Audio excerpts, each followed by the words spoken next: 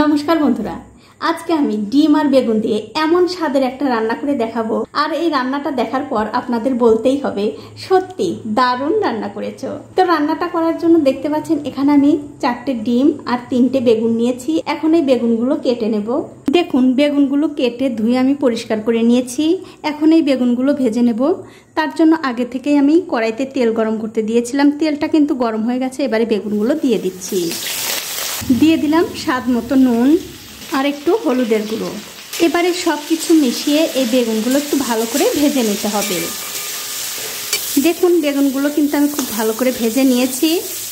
এখন এই বেগুনগুলো আমি তুলে নিচ্ছি। বেগুনগুলো তুলে নেবার পর ওই কড়াইতে দিয়ে দিচ্ছি আরও একটু সাদা তেল। এখন এই তেলের মধ্যে আলু দিয়ে আলুগুলো আমি ভেজে নেব। দেখুন আলুগুলো কিন্তু আমি খুব ভালো করে ভেজে নিয়েছি। এই আলুগুলো আমি তুলে নিচ্ছি। আর আলুগুলো ভাজার সময় কিন্তু বন্ধুরা আমি একটু নুন আর হলুদ দিয়ে মাখিয়ে নিয়েছিলাম। এখন আমি ওই তেলের মধ্যেই ফোড়নের জন্য দিয়ে দিচ্ছি একটুখানি গোটা জিরা, 2টো তেজপাতা, একটা শুকনো লঙ্কা, একটা দারচিনি আর 3টে সাদা এলাচ। এবারে তেলের সঙ্গে এই ফোড়নগুলো ভালো করে একটু ভেজে নিয়ে এর মধ্যে দিয়ে দিতে হবে একটা পেঁয়াজ কুচি। এখন এই পেঁয়াজটা ফোড়নের সঙ্গে লাল করে ভেজে নিতে হবে। দেখুন পেঁয়াজ কিন্তু খুব ভালো করে ভাজা হয়ে গেছে। এখন আমি এর মধ্যে দিয়ে দিচ্ছি আগে থেকে বেটে রাখা আদা, রসুন আর পেঁয়াজ। তারপর মিক্সির বাটিটা ধুয়ে একটুখানি জল দিয়ে দিলাম। এখন এই পেঁয়াজের সঙ্গে মশলাটা ভালো করে 2 থেকে 3 মিনিট কষিয়ে নিতে হবে। দেখুন 2-3 মিনিট সময় ধরে এই মশলাটা কিন্তু আমি খুব ভালো করে কষিয়ে নিয়েছি।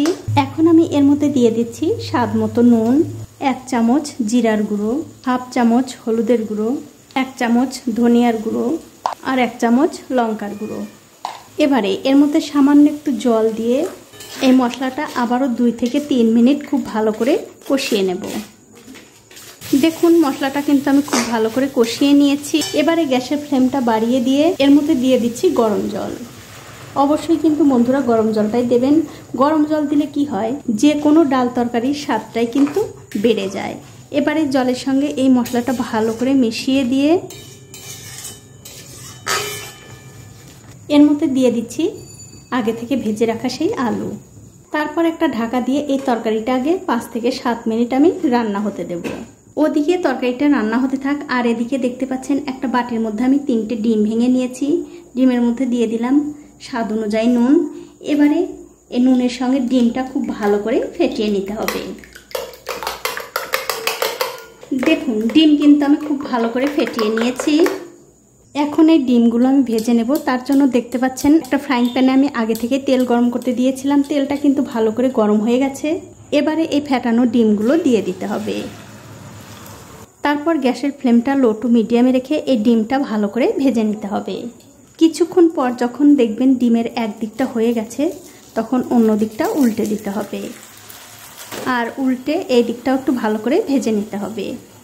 দেখুন ডিমটা কিন্তু আমি খুব ভালো করে 2 দিকটাই ভেজে নিয়েছি। এখন একটা খুন্তি দিয়ে মাঝখান দিয়ে এরকম করে কেটে নেব। দেখুন ডিমগুলো কিন্তু কাটা হয়ে গেছে। আর এদিকে দেখুন তরকারিটাও কিন্তু আমি 7 মিনিট মতো খুব ভালো করে রান্না করে নিয়েছি। এখন আমি এর মধ্যে দিয়ে দিচ্ছি আগে থেকে ভেজে রাখা বেগুন আর দিয়ে দিচ্ছি সেই ডিম। এবারে সব কিছু মিশিয়ে দিয়ে আরও 5 মিনিট আমি এই তরকারিটা রান্না করে নেব। আর বন্ধুরা বেগুন কিন্তু আগেই দিতে যাবেন না, তাহলে কিন্তু তরকারিটা যখন আপনারা আরও 5 মিনিট রান্না করবেন তখন কিন্তু বেগুনটা একবারে ঘেটে যাবে, খেতে ভালো লাগবে না। তার জন্যই আলুটা ভালো করে সেদ্ধ করে নিয়ে তারপরে বেগুন দিয়ে তারপরে এই তরকারিটা রান্না করে নেবেন। তাহলে কিন্তু বেগুনগুলোও গোটা গোটা থাকবে, আবার খেতেও ভালো লাগবে। দেখুন সব কিছু কিন্তু আমি খুব ভালো করে মিশিয়ে দিলাম। এবারে গ্যাসের ফ্লেমটা বাড়িয়ে দিয়ে 5 মিনিট আমি রান্না করে নেব। দেখুন একটা ঢাকা দিয়ে এই তরকারিটা কিন্তু আমি আরো 5 মিনিট ভালো করে রান্না করে নিয়েছি। তরকারিটা কিন্তু প্রায় হয়েই গেছে। এখন আমি এর মধ্যে দিয়ে দিচ্ছি একটুখানি গরম মশলার গুঁড়ো। এবারে এই গরম মশলার গুঁড়োটা আমি তরকারির সঙ্গে ভালো করে মিশিয়ে দেব। আর বন্ধুরা এইভাবে তরকারি রান্না করে কিন্তু আপনারা গরম ভাত, রুটি, লুচি, পরোটা, ফ্রাইড রাইস, পোলাও সব কিছুর সঙ্গেই খেতে পারবেন। খেতে কিন্তু দুর্দান্ত হয়। দেখুন গরম মশলার গুঁড়োটা কিন্তু আমি খুব ভালো করে তরকারির সঙ্গে মিশিয়ে দিলাম। এবারে আমি গ্যাসের ফ্লেমটা বন্ধ করে দিচ্ছি। আর বন্ধুরা, আমার আজকের এই রেসিপিটা যদি আপনাদের ভালো লেগে থাকে অবশ্যই একটা লাইক, কমেন্ট আর শেয়ার করতে ভুলবেন না। আজ এই পর্যন্তই, দেখা হবে অন্য কোনো নতুন ভিডিও নিয়ে।